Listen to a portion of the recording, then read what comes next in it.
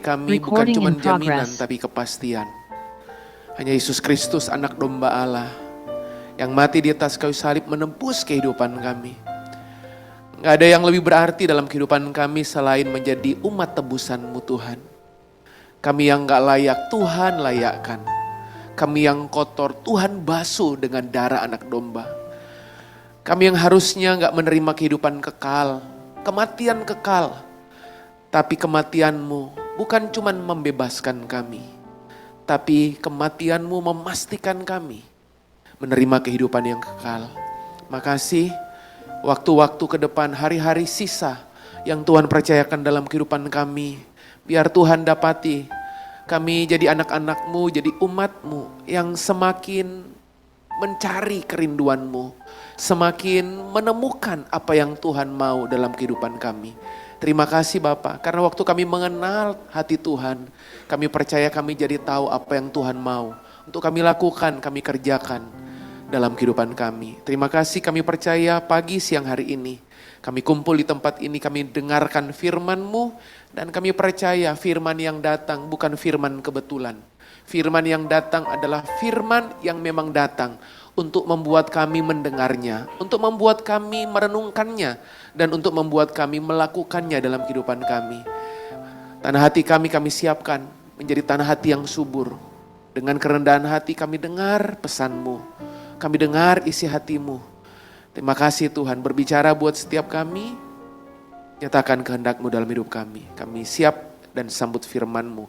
Hanya di dalam nama Yesus kami berdoa, kami mengucap syukur bersama berkata, amin, amin. Silakan duduk Bapak Ibu. Shalom Bapak Ibu. Sehat Bapak Ibu semuanya? Sehat Bapak Ibu, baik ya Bapak Ibu ya. Ya, yang di Zoom atau apa, YouTube Bapak Ibu ya. Berharap semua keadaannya baik-baik saja. Amin Bapak Ibu.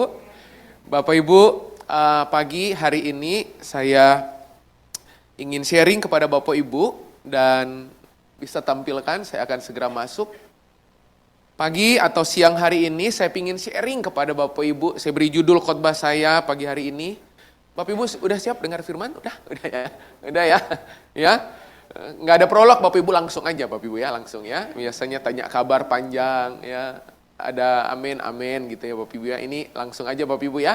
Hari ini kita akan belajar tentang jalan kehidupan.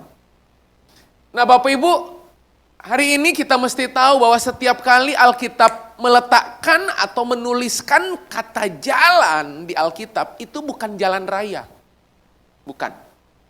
Jalan raya Manyar Jaya, bukan. Bukan, ya. Enggak ada jalan raya Manyar Jaya, ya, enggak ada di Alkitab.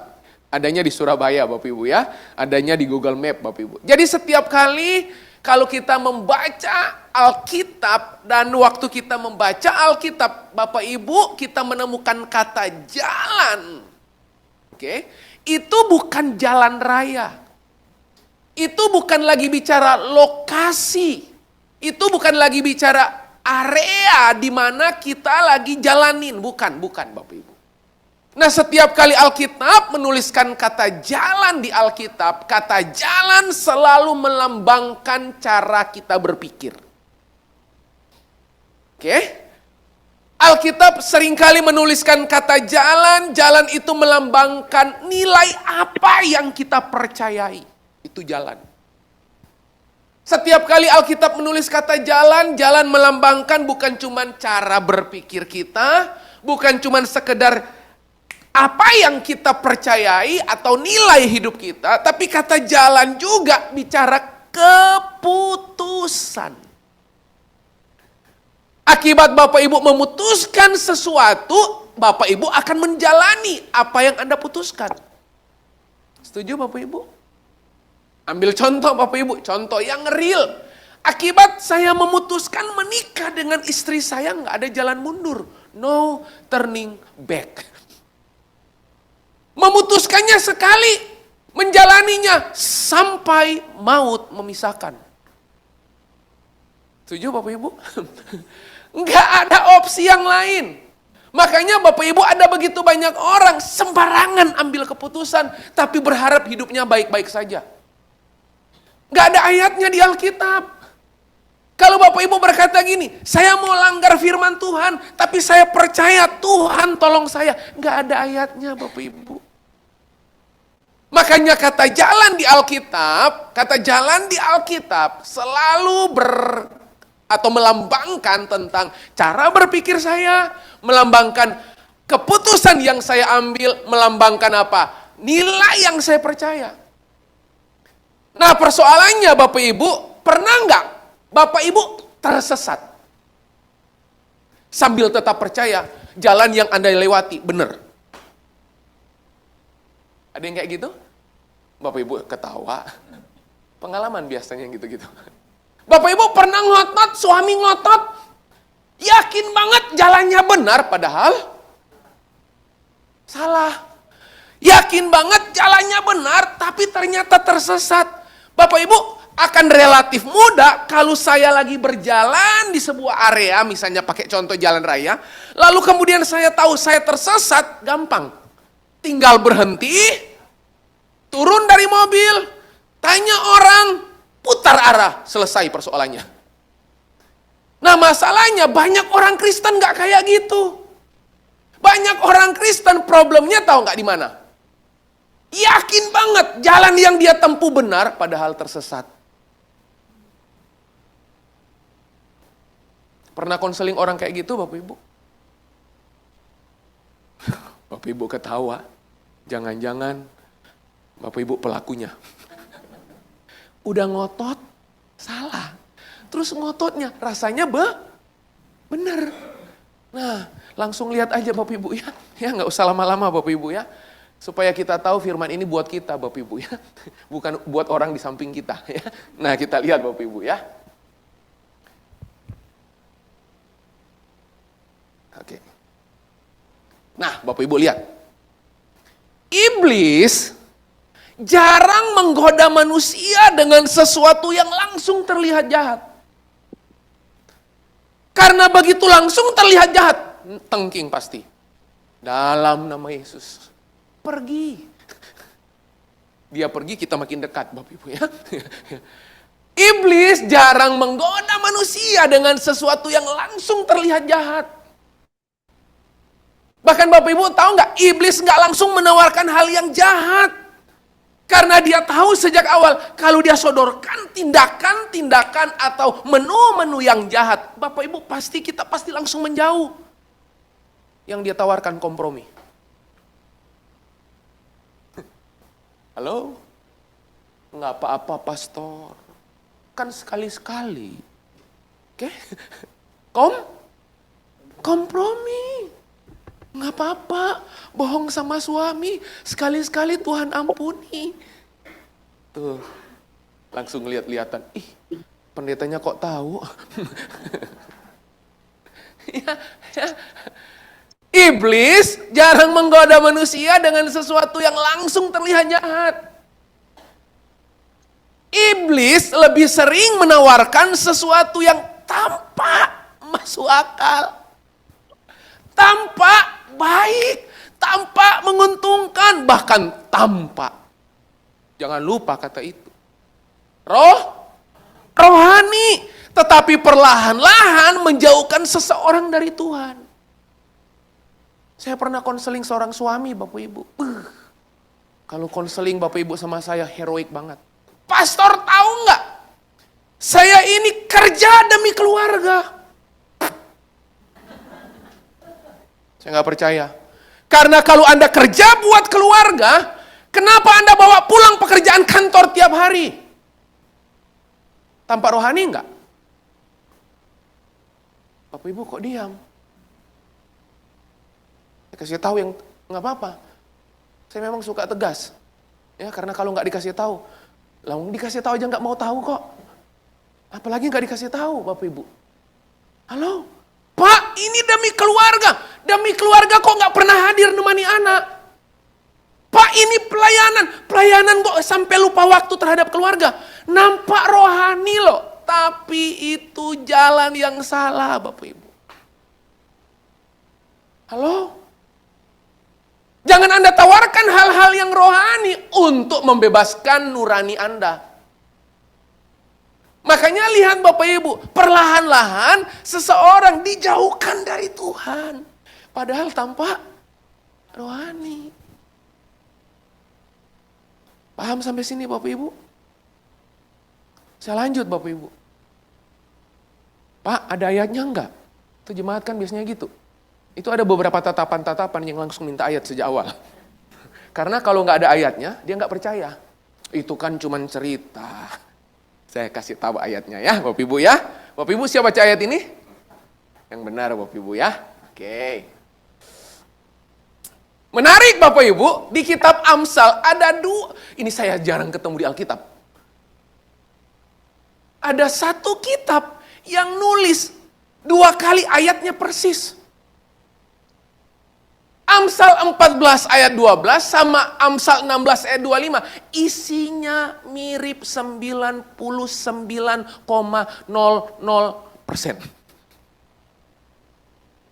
Anda tahu nggak Bapak Ibu? Ayat ini berkata gini, ada jalan yang disangka orang lurus. Tetapi ujungnya menuju maut. Bapak Ibu tahu nggak? Ayat ini nggak pernah ditulis buat orang jahat.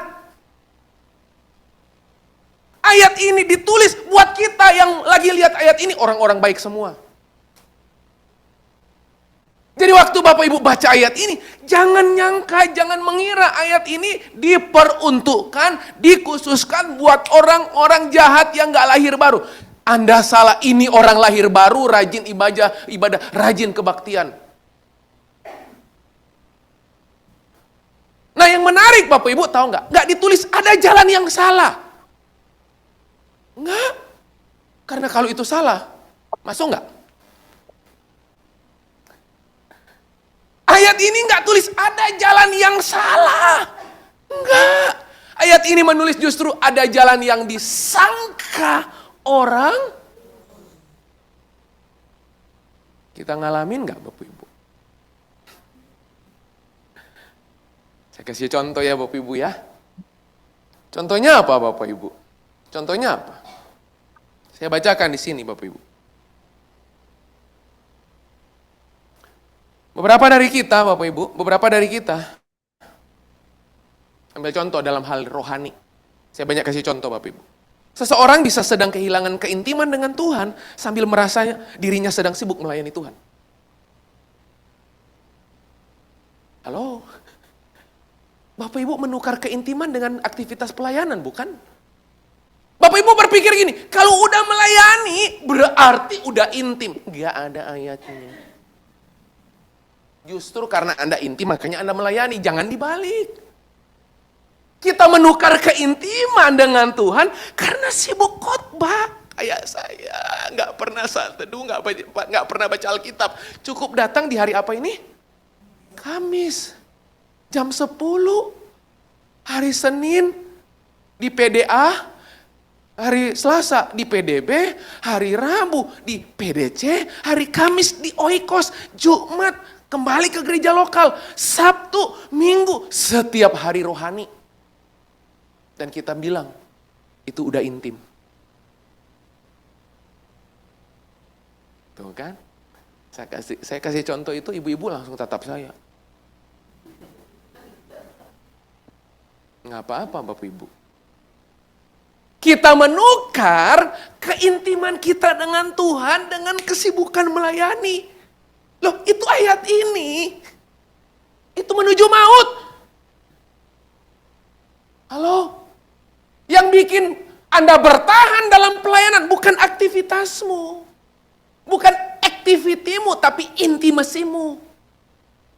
Loh, Yesus kurang sibuk apa melayani, Pak, Bu?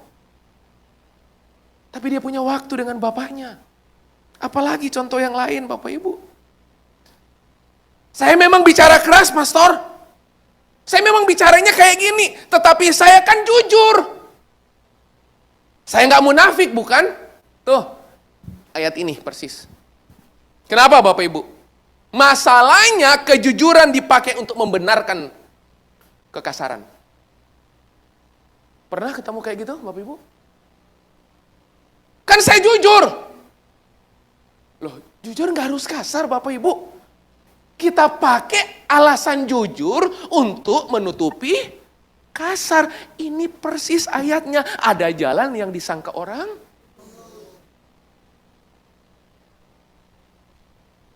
Daripada nggak jujur. Orang itu lihat lembut-lembut tapi nggak jujur. Lebih baik saya kasar tapi jujur. Gimana sih Bapak Ibu? Enggak ya Bapak Ibu ya? Pastor, Pak Jeffrey, lebih baik saya kasar tapi jujur. Masalahnya saya nggak ketemu ayatnya. Kalau saya terlalu lembut, orang nggak akan disiplin, Pak. Makanya gini, begitu dia di kantor, dia permalukan bawahannya di depan banyak orang. Dengan alasan gini, kalau saya nggak gituin, dia nggak pernah belajar. Ini ayatnya. Mau contoh yang lain? Baik, saya punya banyak contoh kok, nggak usah khawatir. Dalam karir, suami-suami yang kerja, istri-istri yang kerja. Sampai Tuhan ingat waktu, kita lupa waktu. Hebat ya. Yesus itu selalu ingat waktu. Kita sampai lupa waktu. Terus kita bilang kita melayani Yesus. Dalam karir, Pak, Bu, itu tadi saya bilang, saya melakukan ini demi keluarga. Buktinya, coba. Ditanya bukti, dia kasih bukti. Bekerja, Pak, saya 12 sampai 14 jam sehari. Pakai ayat lagi, sebab Yesus sedang bekerja. Backsound-nya, bekerjalah, ya Roh Kudus. Backsound-nya. Apalagi? Selalu bawa pulang pekerjaan, gak punya waktu untuk pasangan, jarang hadir bagi anak. Kita bilang, itu demi keluarga. Nah, itu ayat ini. Apalagi Bapak Ibu? Ketika ditegur, diingatin, kita jawab apa? Loh, bukankah saya lakukan ini demi keluarga? Ayat ini. Bapak Ibu butuh contoh yang lain nggak? Contoh yang terakhir, ya, yang terakhir. Karena yang terakhir ini contohnya lebih powerful, Bapak Ibu. Kalau saya mendapatkan semua uang yang saya inginkan, saya akan kerja, saya dapat duit. Suka-suka saya. Saya mau beli apa? Terserah saya. Lawang saya yang punya duit kok, bukan situ. Ayat ini. Apakah hanya karena saya bisa beli semuanya, saya harus beli semuanya? Enggak. Ini persoalannya hanya karena medsos. Scroll. Jam 8 pagi Singapura. Jam 1 siang Hong Kong. Jam 5 sore Jakarta. Bayangkan Bapak Ibu, naik jet pribadi ternyata. Hanya karena scroll medsos Bapak Ibu. Kita nggak mau kalah. Dan kita bilang, karena saya punya. Emang kalau saya punya semuanya, berarti saya berhak ambil semuanya? Ayat ini. Bapak Ibu tolong perhatikan. Kata warna kuning dan warna biru. Tahu arti disangka? Dikira-kira. Tapi yakin itu benar. Bayangkan, dikira-kira tapi yakin. Masuk akal nggak? Dikira-kira tapi yakin. Memang nggak masuk akal, tapi jadi masuk akal karena memang kita pelakunya, Bapak Ibu. Nanti saya tunjukkan. Tetapi ujungnya, tahu ujungnya Bapak Ibu? Nggak langsung di awal. Anda tahu nggak keputusan sembarangan yang kita buat di masa lalu, kita tuai di hari ini. Dan gak ada urusannya dengan Tuhan. Halo? Gak ada urusannya dengan Tuhan. Itu urusannya dengan keinginanmu. Ayat yang lain Bapak Ibu. Ya udah gak usah ayat, langsung ke sini Bapak Ibu ya. Lihat. Baca sama-sama, 2, 3. Masalah manusia bukan hanya salah jalan. Tetapi salah menilai jalan dan gagal melihat akhir jalan tersebut. Jadi persoalan kita manusia bukan hanya saya salah jalan, tapi saya salah menilai jalan. Loh, itu dua hal yang berbeda loh. Yang paling susah yang mana? Salah jalan apa salah menilai jalan? Bener Bu, salah menilai jalan. Karena kalau salah jalan pasti balik. Kalau salah menilai jalan, benar kok. Oke, Bapak Ibu. Dan kita gagal melihat akhir dari jalan tersebut. Kita gagal ngelihat karena kita itu udah dibutakan keinginan, dibutakan oleh kemauan, dibutakan oleh kedagingan, dibutakan oleh ambisi. Karena nggak mau kalah. Tuhan kalah nggak apa-apa. Yang penting saya menang dari tetangga. Contoh lain Bapak Ibu. Saya masuk poinnya. Apa arti disangka di situ? Arti pertama. Ada jalan yang disangka orang lurus. Arti kata disangka, arti yang pertama, orang ini berjalan di jalan yang salah karena ia percaya jalan itu. Pernah ngalamin? Pernah ngalamin Bapak Ibu? Terus yang makan korban siapa? Anda sendiri?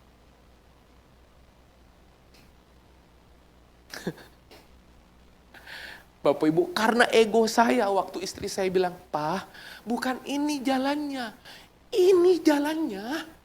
Bukan ini." Begitu salah, emang yang ngalamin salahnya cuman saya? Suami, anak jadi korban. Makanya ada jalan yang disangka orang lurus, itu artinya gini, kita berjalan di jalan yang salah. Di jalan yang salah, karena saya percaya jalan ini benar. Hanya karena terlihat rohani. Contoh, Bapak Ibu, berapa banyak Bapak Ibu pemuja kesempatan? Oke? Kita sering kali penyembah kesempatan kan? Kita pikir semua kesempatan yang terbuka datang dari Tuhan. Ayatnya mana? Coba Bapak Ibu, ayatnya mana yang bilang bahwa Tuhan itu selalu menghadirkan kesempatan. Kalau datang dari Tuhan, pasti kesempatannya ada. Nah pertanyaannya, kalau kesempatannya ada semua, berarti semua dari Tuhan ya Bapak Ibu? Bapak Ibu kok diam? Kita seringkali berpikir bahwa bukan cuma kesempatan loh. Kita selalu berpikir ini, pokoknya kalau Tuhan muluskan, kalau nggak ada hambatan, nggak ada kesulitan, pasti dari Tuhan. Orang nyolong juga nggak ketahuan. Dari Tuhan bukan. Mulus nggak dia nyolong? Nyolong sambil nyembah. Itu kalau mau ngambil barang, ini kasih contoh ekstrim ya Bapak Ibu ya. Saya tahu, di pemikiran Bapak Ibu udah ada contoh soalnya. Coba Bapak Ibu, pencuri itu nyolong itu, kalau mau nyolong barang itu Bapak Ibu dia pamer. Woi, Bapak Ibu, saya mau nyolong handphone, punya Pak Yo. Nggak ada. Pak Yo lagi ke belakang, saya gini, berdoa dan berjaga-jaga. Sambil doa, Yesus tolong. Tuhan tolong Tuhan. Halo? Gak semua hal yang buntu itu bukan dari Tuhan. Gak semua kesempatan itu dari Tuhan. Gak semua Bapak Ibu. Makanya kalau Bapak Ibu memuja kesempatan dan menjadikan kesempatan dan jalan yang mulus itu dari Tuhan, saya ragu karena gak ada ayatnya. Halo? Loh Yosua itu menikmati janji Tuhan, dia harus nyebrang sungai Yordan. Dan setelah nyebrang sungai Yordan, di situ dia bertempur. Kalau kita bertempur kita nggak mau, pasti kita bilang bukan dari Tuhan. Karena kok susah? Loh, justru ayat Alkitab bilang, kehendak Tuhan itu berlawanan dengan keinginanmu. Kita lalu kemudian mulai meragukan, berarti yang sulit, yang susah, pasti bukan dari Tuhan. Saya juga nggak bilang berarti semua susah, enggak. Enggak. Ada juga yang dari Tuhan, oke. Tapi enggak semuanya seperti itu polanya, Bapak Ibu. Halo?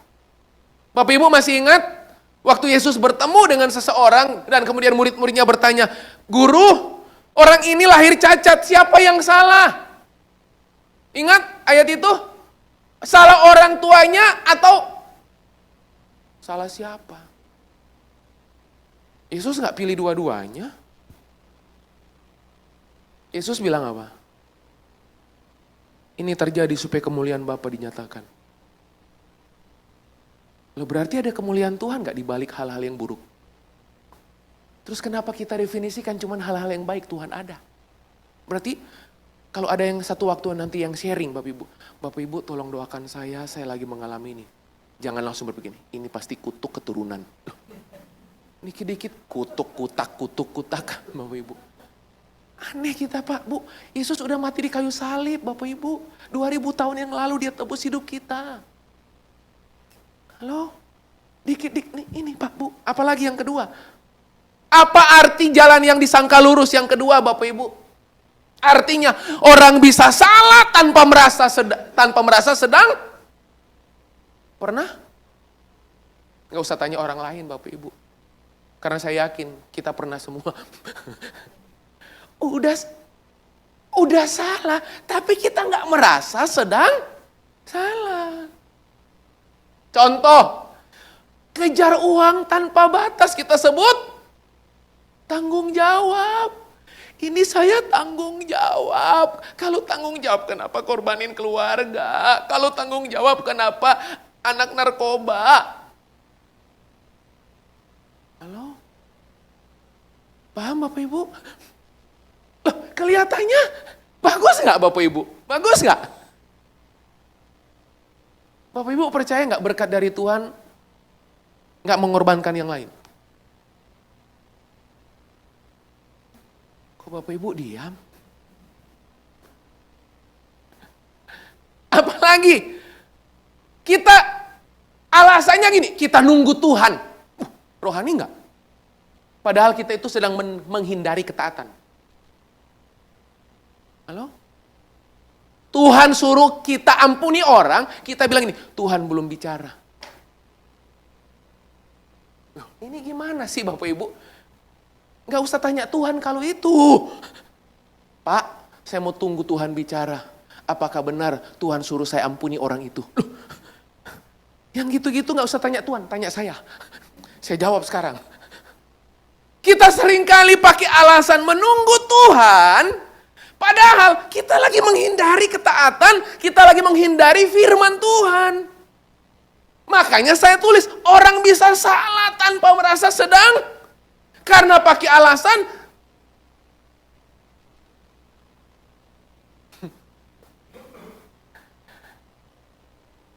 Bapak Ibu sampai sini memahami apa yang saya sampaikan Bapak Ibu? Amin Bapak Ibu? Lanjut Bapak Ibu. Tahu nggak artinya? Tetapi ujungnya. Nggak ditulis tetapi awalnya. Coba, kalau awalnya mau nggak lewat jalan ini? Enggak. Bahkan Bapak Ibu pernah nggak ngelewati jalan, udah ditulis jalan buntu. Masih ngotot kan? Udah ada tulisan jalan buntu. Yang tulis di bawah tertanda TTD. Jemaat Oikos. Udah dikasih tahu jalan itu buntu. Terus kita bilang apa? Kemarin enggak kok. Lagi buntu karena lagi ada acara. Enggak. Kemarin saya barusan lewat. Kemarin kapan? Dia baru kemarin nih loh. Udah ada tanda itu loh.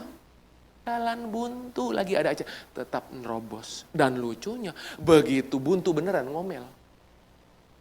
Apa sih? Kok buntu? Lo udah dikasih tahu buntu.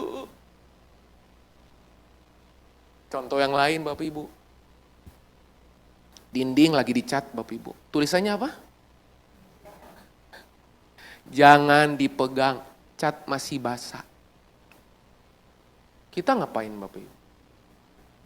Ya, udah ditulis Bapak. Memang orang Kristen itu gitu. Kalau nggak ngalami, nggak belajar memang. Jadi enak sekarang, konseling itu enak. Ngalamin aja, ngalamin. Nanti kamu balik kok. Daripada banyak dikasih tahu, kekeh. Paham Bapak Ibu? Oke, go. Sekarang saya konseling makin ringan loh Bapak Ibu. Enggak, saya mau pastor. Go, forward. Go. 6 bulan kemudian datang. Udah berantakan. Halo? Oke Bapak Ibu. Tetapi ujungnya menuju maut. Artinya apa? Ujungnya itu bicara apa? Akhirnya. Ujungnya itu bicara apa? Hasil akhirnya. Ujungnya itu bicara apa? Konsekuensi. Kata disangka itu persepsi. Ujungnya itu konsekuensi. Kalau persepsimu udah salah, Anda pasti menerima konsekuensi yang salah juga. Karena datang dari disangka. Pernah Bapak Ibu ketemu orang terus Bapak Ibu bilang, nggak tak sangka loh. Pernah Bapak Ibu? Walah, aku nggak nyangka loh. Ayat ini Anda pakai. Sesuatu dapat terlihat baik sekarang, tapi buruk pada akhirnya. Ya coba Anda sibuk pelayanan terus. Bikin aja terus 3 tahun. Pelayanan, nggak pernah di rumah. Coba. Nih. Baik nggak? Baik. Tapi buruk pada? Terus kita suruh siapa tanggung jawab? Coba. Tuhan. Aku udah bersungguh-sungguh melayani Engkau. Itu kayak ayat Alkitab. Orang-orang yang datang sama Yesus. Yesus, aku telah bernubuat demi namamu. Ingat? Yesus, aku telah menyembuhkan orang yang sakit sembuh, yang buta melihat, yang lumpuh bangkit, yang tuli mendengar. Aku telah melakukan semuanya ini untuk Engkau. Yesus bilang apa? Siapa lu? Aku gak kenal kamu. Nah lo. Paham Bapak Ibu? Saya lanjut Bapak Ibu. Saya tutup. 4 jebakan manusia terkait dengan ayat tadi Bapak Ibu. Ini 4 jebakannya. Oke? Jebakan yang pertama Bapak Ibu. Nih Bapak Ibu. Baca sama-sama nomor 1, 2, 3. Perasaan dijadikan standar kebenaran. Halo? Yang penting saya merasa damai, pastor. Siapa bilang karena Anda damai itu berarti Tuhan? Salah satu iya, satu-satunya enggak. Karena ada orang yang hati nuraninya udah mati, nyolong aja damai. Loh, udah biasa bohong suami, damai enggak? Ih, ibu-ibu kok diam? Ya, saya kasih contoh itu Bapak Ibu. Coba kalau yang hadir pria-pria. Saya pakai contoh lain Bapak Ibu ya. Saya diundang melayani camp pria sejati Bapak Ibu ya. Nah beda nanti pendekatannya Bapak Ibu. Ini lihat.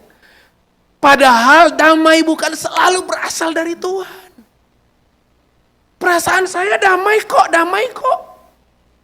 Loh Anda menjadikan perasaan sebagai standar kebenaran.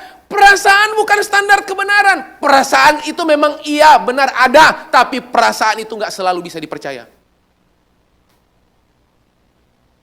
Halo? Anda join bisnis dengan seseorang, tapi rekan bisnis Anda itu udah terkenal curang. Terus Bapak Ibu bilang ini, tapi saya damai. Loh, bayangkan Bapak Ibu, udah tahu-tahu itu curang, rekan bisnis curang yang gak suka hidupi firman. Terus kita bilang apa? Tapi saya damai loh. Kongsian sama dia, saya damai loh join sama dia. Gawat Bapak Ibu.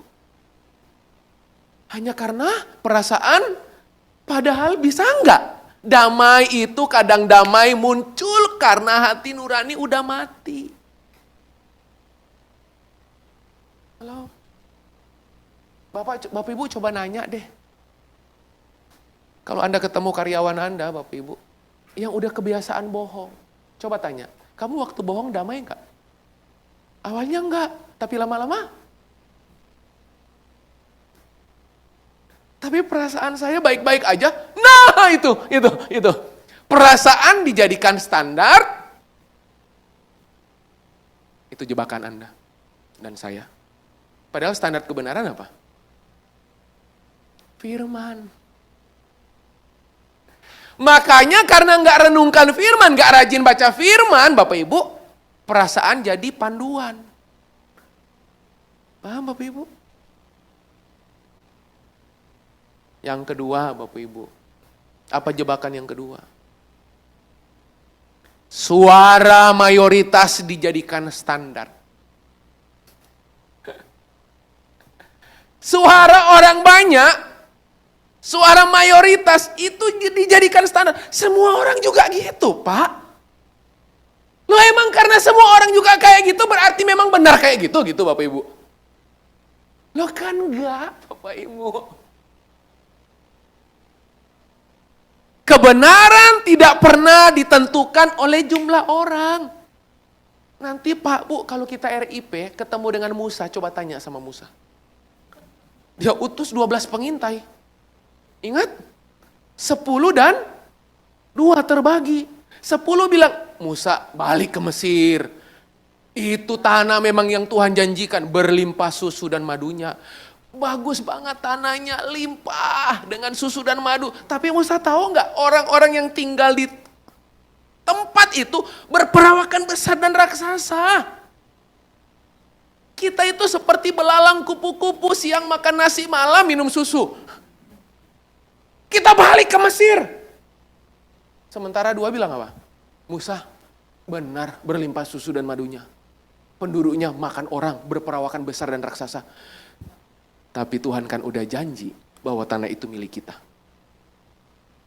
Yang menang siapa? Yang minoritas. Hanya karena semua orang kayak gitu, berarti itu yang paling benar, Bapak Ibu? Enggak. Itu jebakan yang kedua. Jebakan yang ketiga, Bapak Ibu. Ini.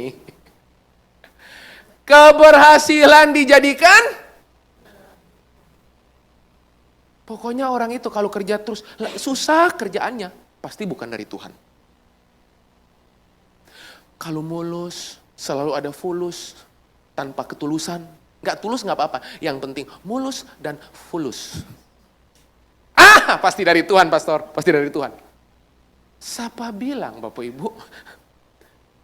Lihat, jebakan yang ketiga, keberhasilan dijadikan ukuran. Kalau berhasil berarti Tuhan setuju. Loh kalau nggak berhasil? Berarti Tuhan nggak setuju ya Bapak? Tuhan mungkin melatih nanti percobaan ketiga baru berhasil. Tapi bukan berarti salah. Bagi kita pokoknya sekali berhasil itu Tuhan. Makanya banyak orang gak betah dengan proses. Orang langsung berpikir sekali coba berhasil pasti dari Tuhan. Berkali-kali nyoba 2-3 kali. Kalau gak berhasil berarti bukan dari Tuhan. Nggak juga Bapak Ibu. Yang penting keyakinan Anda dengan Tuhan. Asal Anda gak langgar firman. Tuh, ada orang berhasil secara finansial. Pernah? Tapi gagal secara rohani. Dompetnya kencang, rohaninya melarat Bapak Ibu. Halo? Apakah itu berhasil? Berhasil itu di Alkitab di semua area. Bisnis berhasil, pernikahan berhasil, anak berhasil, kesehatan berhasil, pelayanan berhasil. Jadi jangan ditukar-tukar. Oh nggak apa-apa, pelayanan saya hancur, yang penting kerjaan saya berhasil. Loh, kita itu mau coba ngatur bentuk keberhasilan kita hanya pada satu sisi lain berantakan nggak apa-apa. Loh, sementara Alkitab itu mengajarkan keberhasilan itu di semua area hidup. Nomor 3, keempat Bapak Ibu. Logika dijadikan hakim tertinggi. Masuk akal kok. Ya, masuk akal. Belum tentu sesuai firman, tapi masuk akal nggak? Masuk akal. Tapi sesuai firman nggak? Tapi masuk akal nggak? Masuk akal Bapak Ibu. Hikmat Allah sering melampaui logika manusia. Nah, cara menemukan hikmat Allah coba dari mana? Firman Tuhan Bapak Ibu.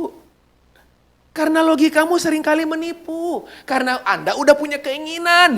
Makanya dicocok-cocokin. Makanya dicari-cari celahnya. Lalu berkata, ini dari... Bapak Ibu paham sampai sini? Oke. Saya tutup. Oke Bapak Ibu. Berikutnya yang terakhir Bapak Ibu. Oke. Ada 2 pertanyaan yang harus selalu kita ajukan. Oke, dalam perjalanan di jalan kehidupan, bertemu dengan jalan kehidupan model apapun, tanyakan 2 hal ini dalam diri Anda. Gak usah tanya Tuhan. Tanya sama diri Anda sendiri. Oke, tanya dulu sama diri Anda sendiri. Karena yang ini udah pasti ada di firman. Halo? Nih.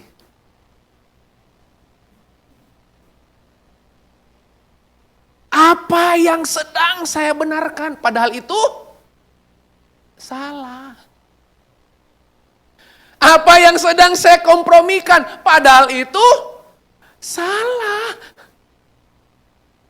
Apa yang hari-hari ini Bapak Ibu sedang benarkan?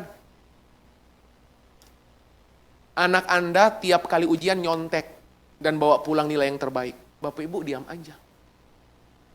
Bapak Ibu tahu nggak hari-hari ini? Saya sering kali ketemu banyak orang tua. Bapak Ibu, saya titip pesan ini kepada anak-anak Bapak Ibu. Saya sering kali menemukan banyak orang tua sibuk mempersiapkan anaknya untuk hidup hadapi dunia.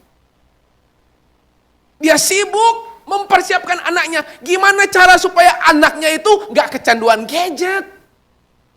Gak kecanduan medsos. Punya lingkungan sosial yang sehat. Tapi dia gak pernah sibuk mempersiapkan anaknya hidup di hadapan Tuhan. Tahu bedanya? Kesibukan kita.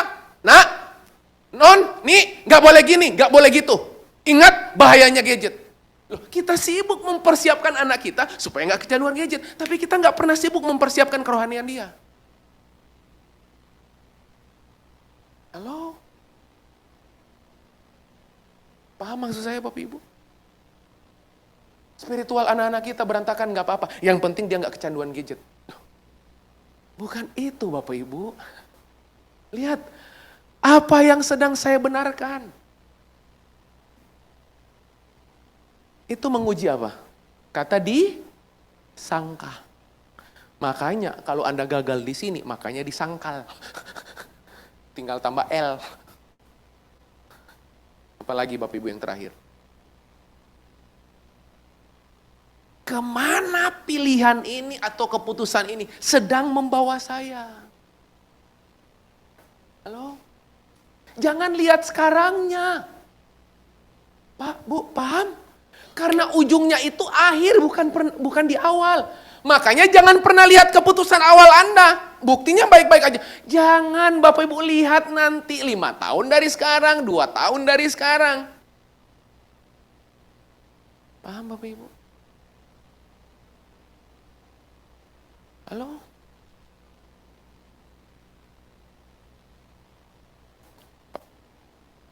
Kemana pilihan yang sedang Anda pilih, Anda putuskan membawa Anda?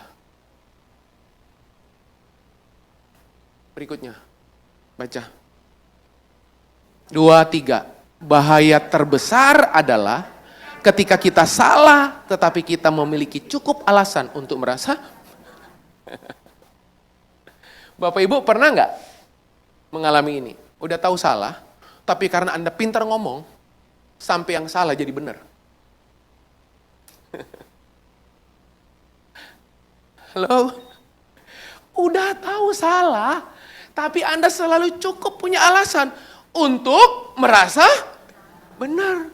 Sampai orang dengar, ih benar ya. Padahal salah. Tapi Anda selalu, Bapak Ibu dan kita semua, selalu punya alasan untuk merasa benar. Saya merasa benar kok, padahal salah. Sampai yang salah jadi benar, sampai yang benar nggak tahu mana yang benar. Karena semua yang salah jadi, Bapak Ibu, itu kayak gini ilustrasinya Bapak Ibu. Kalau Bapak Ibu ketemu orang yang terbiasa bohong, saking biasanya dia bohong, sampai dia lupa mana yang dia bohong. Sampai ketahuan sendiri nggak? Karena sibuk bohong. Orang yang sibuk bohong, menjaga supaya nggak ketahuan. Sampai dia lupa mana yang dia sembunyikan. Karena selalu hidup dalam mirip ini Bapak Ibu.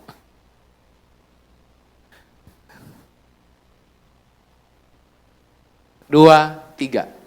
Yang menipu bukan selalu jalan yang kelihatan salah, tetapi jalan yang kelihatan benar, tapi memiliki. Yang kelihatannya benar, tapi ujungnya salah. Benar nggak? Benar atau salah? Ya salah. Tapi kelihatan benar nggak? Tapi ujungnya salah, berarti? Ya salah. Pak, tapi kan separuh benar. Nah, tuh kan. Benar ya benar, salah ya salah, Bapak Ibu. Ada jalan yang disangka orang lurus, tetapi ujungnya menuju maut. Oke, saya berharap firman Tuhan ini menolong Bapak Ibu untuk merenungkan ulang, ya, untuk mengingat ulang Bapak Ibu. Amin, Bapak Ibu. Saya mohon izin Bapak Ibu setelah ini saya langsung pamit Bapak Ibu karena saya harus ke barat, ada acara Bapak Ibu ya. Oke, mari bangkit berdiri Bapak Ibu, bangkit berdiri. Bangkit berdiri Bapak Ibu. Buka kedua tanganmu Bapak Ibu. Bapak Ibu kita nyanyi sama-sama, jalanmu tak terselami. Oke? Jalanmu tak terselami oleh setiap hati kami. Namun satu hal ku percaya, ada rencana yang indah, tiada terduga kasih-Mu, tiada terduga kasih-Mu. Heran dan besar bagiku arti kehadiran-Mu selalu nyata di dalam hidupku. Penyertaan-Mu sempurna, rancangan-Mu penuh damai, aman dan sejahtera walau di tengah badai. Ingin ku selalu bersama, rasakan keindahan arti kehadiran-Mu Tuhan. Penyertaan-Mu sempurna, rancangan-Mu penuh damai, aman dan sejahtera walau di tengah badai. Ingin ku selalu bersama, rasakan keindahan arti kehadiran-Mu Tuhan.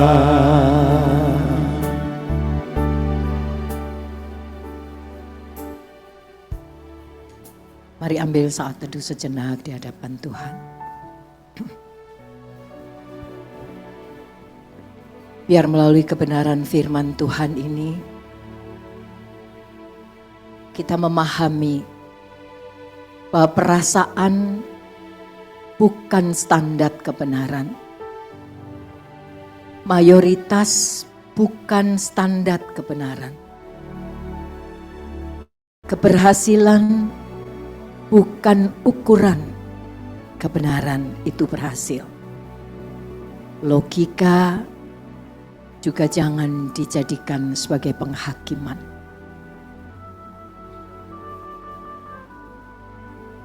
Bapa, terima kasih buat kebenaran firman-Mu.